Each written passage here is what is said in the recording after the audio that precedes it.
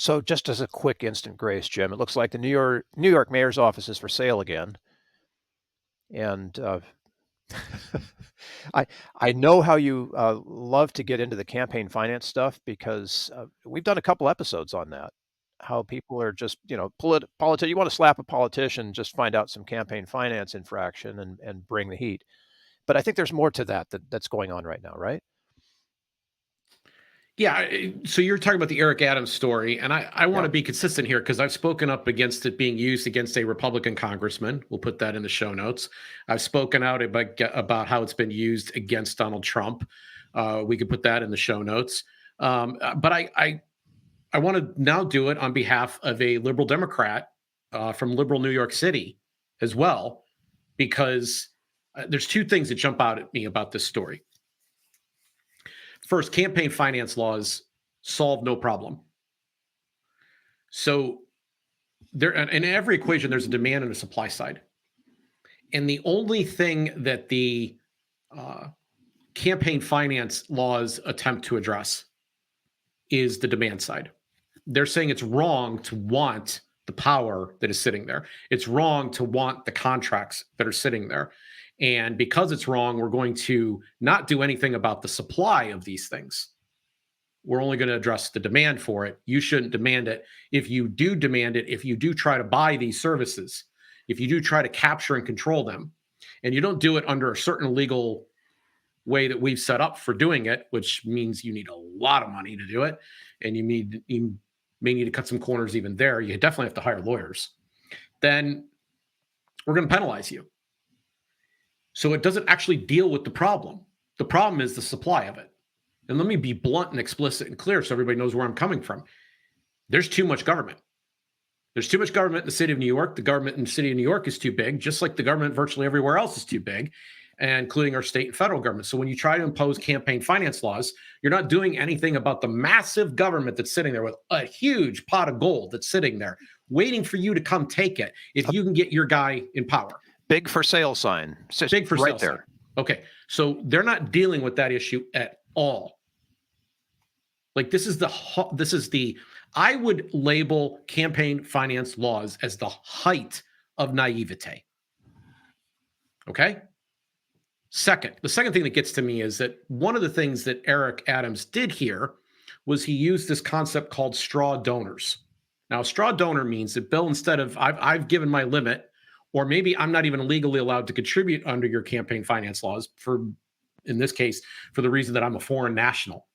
So I use you.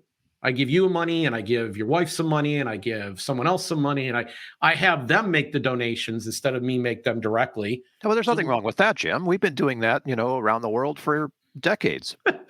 It is a violation of New York law, and it is one of the things with which Adams is charged. Only in New York, right?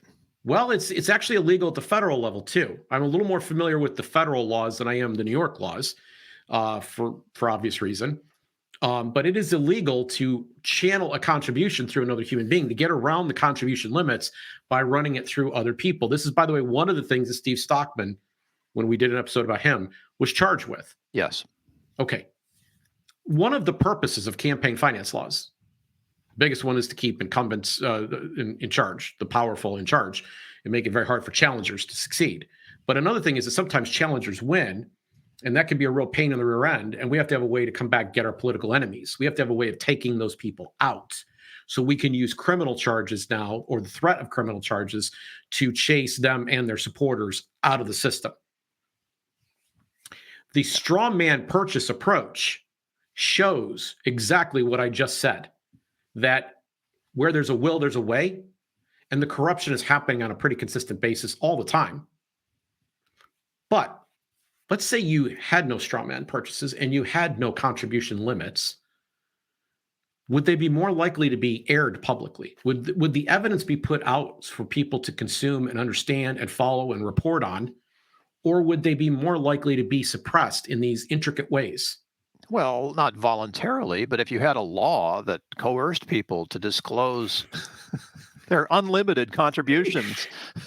No. Everything, first off, I'm glad you raised that, because everything anytime you want a social outcome, you have to create cultural demand for it. And if the people want it, if the voters want that information, the politicians wanting to win would supply it readily. Well put. And as soon as they tried to do it on their own and they tried to cheat, somebody would point that out.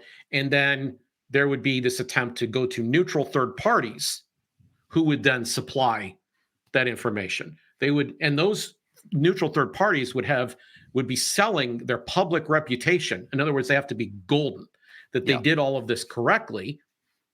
Otherwise, they wouldn't be the golden neutral third parties anymore. They wouldn't be a standard of any value. And so this information would be readily available absent any coercion if the voters truly cared about it. There's numerous ways to track down information like this, which is why there once was, legendarily speaking, a profession called journalism.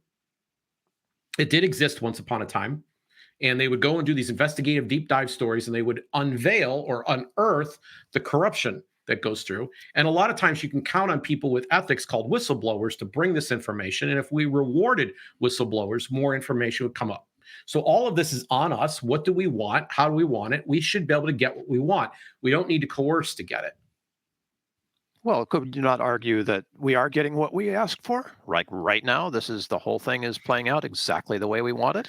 Maybe good and hard. So, it does seem allegedly as if Eric Adams is corrupt and the people around him were selling their offices and the influence they had, that there was influence peddling going on. And there was attempt by even a foreign government to capture some degree of power in the largest city in the United States. I think this isn't a problem. I think the key lesson is that if there isn't so much power to sell, if the government isn't so involved in the lives of the citizens there, that this becomes much less of an issue. It is campaign finance laws are an attempt to put a band-aid on a dam. And I mean literally, the little band-aid you get for your kids on the dam. It doesn't really work. And its real purposes are actually more nefarious than that, which is to take out any opposition to the establishment. And the straw donor is a way to it's actually an example, Bill, of prohibition in action. So when you have prohibition, people begin doing things to kind of get around the system. They find other ways to get things done. So the demand is still there because the supply is so great.